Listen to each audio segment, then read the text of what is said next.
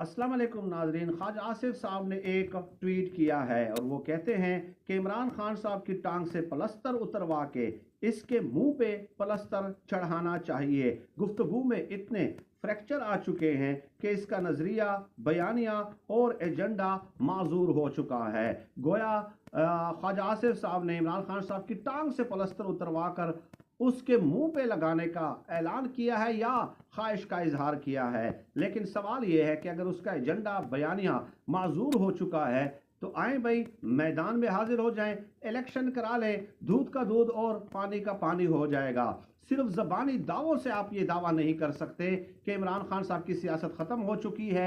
उसको परखने का पैमाना सिर्फ एक है और वो ये है कि अवाम में कौन ज़्यादा मकबूल है, कौन ज़्यादा नशिस्तें हासिल कर सकता है। आज तक के हालात ये साबित करते हैं कि आप मैदान से भाग रहे